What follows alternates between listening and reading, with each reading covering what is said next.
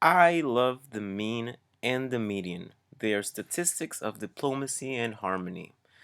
Let's say, for example, that in a group of people, we have that one of them wants to go to the movie and the other person wants to go get pizza. And they argue about this for a time. But then mean or median guy comes along and says, hey, how about we get pizza in the movie theater? Or how about we order pizza, stay home, and stream a movie? Well, that's what the mean or the median does. He gets the middle ground. And that's pretty much what happens with the numbers when you get the average. For example, when you have 0 and 10, you get these two numbers. Well, the mean says, hey, let's get the thing in the middle. It's going to be 5. Or how about you have 7 and 9? What's in the middle? You know it's 8. That's the average. It's exactly what we get when we do the median. So let's say, for example, that you have 5 and 8. What's in the middle? Oh yeah, of course, you have also decimal, 6.5. And for example, this is also going to be used not just for two numbers, but for example, what if you have a group of people where you have several values, for example, the heights of everyone. Let's say that you have these heights. So what would you say is the height of all of these people? I mean, they are all different. What would be the common amount? The answer, you would find it through the mean.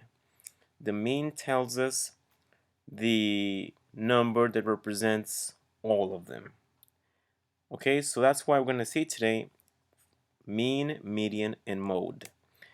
And we're going to have today, for example, we're going to see how to get the mean, which is pretty much the same as the average. And you guys know this already probably. That's what you do when you want to get your grade. The mean here is going to be 15. And you can agree that it is because 15 is between 10 and 20. How do you get this number? All you have to do is just add those two numbers, 10 and 20, and then divide by 2. Why by 2? Because you have two numbers. That's why. Now, what if you have more numbers? For example, these. Well, you have to add them all and then divide by how many numbers you have. In this case, it's 4. You make the division, 5.75. And even 4 more numbers. Add them all and then divide by how many numbers you have. Here you have 6 numbers, and that's going to be the mean.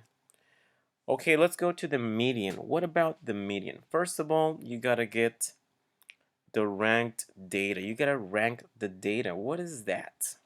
Well, the ranked data, guys, it's going to be it's going to be putting things in order, like in military order. Like, remember military ranks? It's like this. You know, you have your lieutenants, and then you have your captains or your colonels or whatever. You got them ranked. You got them in order. So you have to put this data in order. And that's what we'll do. We'll put them from least to greatest. You can also put them from greatest to least. For the median, it doesn't really matter. What really matters is what's in the middle. So if you put them in order from least to greatest, what's in the middle will be the same if you put it from greatest to least. It's going to be the same. But let's suppose we just want to put it from least to greatest. Okay, so the median is just going to be the number in the middle. There you go. That's it. That's going to be the median. But watch out, because that's only going to be uh, the process when the amount of data that you have here is odd. For example, here you have 3 elements. You have 3 numbers. That 3 is an odd number, and to get the number in the middle is going to be pretty easy. Another number that is odd, for example, it's going to be 5, right? Can you imagine 5 numbers? It's pretty easy to find the number in the middle, right? But what happens when you have this amount? This amount is not odd. This one has how many numbers we have? 1, 2, 3, 4, 5, and 6. 6 is not odd. 6 is an even number. What's going to be the median? What's going to be the number in the middle? But before we do that, you have to put them in order, because if I just get the number in the middle, well, that's not going to be the actual median. That's not the midpoint. You can see here that it's 5 and 2, but would that be the midpoint between this set of range of data? Well, it's not. So that's why we have to put them in order. We're gonna rank the data. There you go, it's ranked now. What do we do now? What do we do after this? Well, you gotta get the numbers in the middle. And you got 2 of them. That's what's gonna happen when you always get an even amount of data. And what do you do next? Well, you gotta go back to the mean, gotta get the mean of those 2 numbers, add them, and then divide by 2, because you only have 2 numbers there in the middle. And the answer is gonna be 8. And if you think about it, 8 is between 7 and 9. That would be the median for this set of numbers. Let's go to the mode. What about the mode? Well, the mode is not going to be exactly the same as the median and the mean, because the other guys, those 2 other guys that we talked about, the mean and the median, they do the compromise between 2 things. But the mode, it's going to be more like which one has more?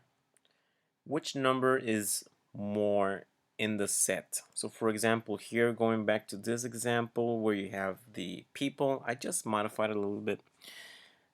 Now we have that these 3 people have a height of 7 feet, or whatever you want to call that unit. The mode is going to be 7, which is the majority. It's just like when you vote.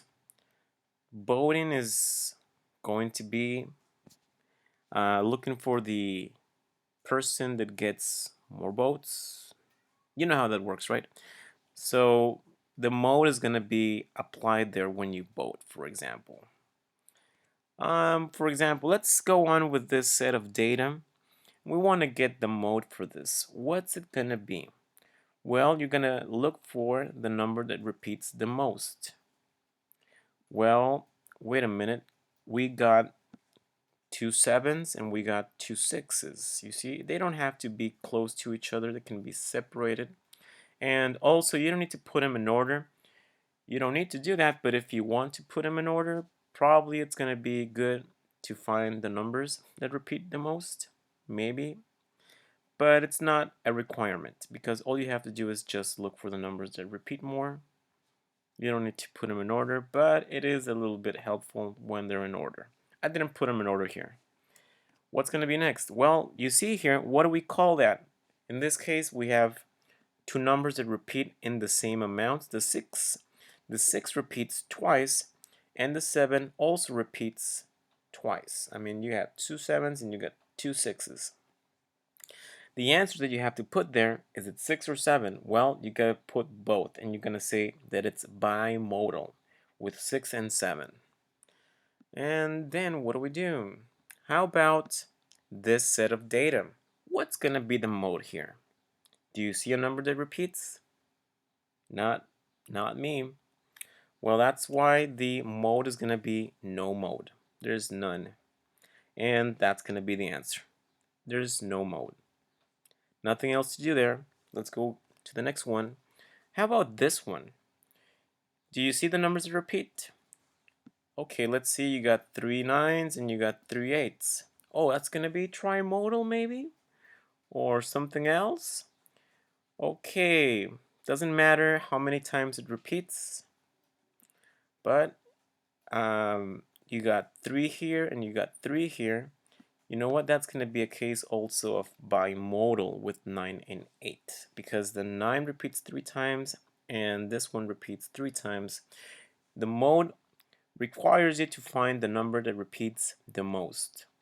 And this bimodal doesn't mean that you have, oh, it's like over here you got 2 of them, you got 2, oh, it's bimodal. No, it's because 2 groups of numbers repeat the most. That's why it's bimodal.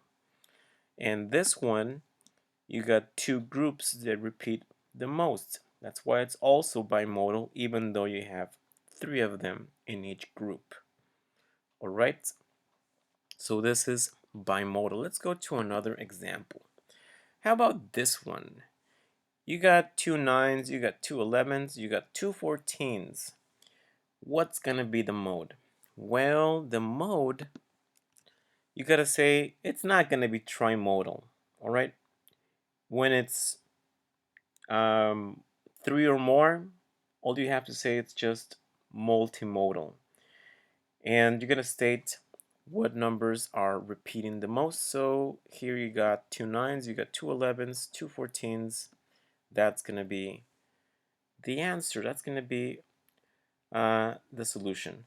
Now, what if I would have had something like this?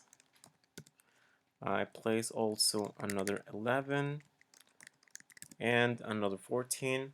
What's going to be the solution? You know what? It's going to be the same thing. It's multimodal 9, 11, and 14. But let's imagine that I changed this one, and that's it. What's going to be the solution now? Well, the solution is not going to be multimodal anymore. It's going to be bimodal,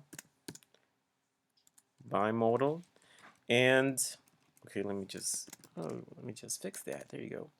Bimodal, and we forget about the 9 now, and now it's just going to be 11 and 14, because those are the groups that repeat the most, even though that this 9 repeats, but the 11 and the 14 repeat more than the 9.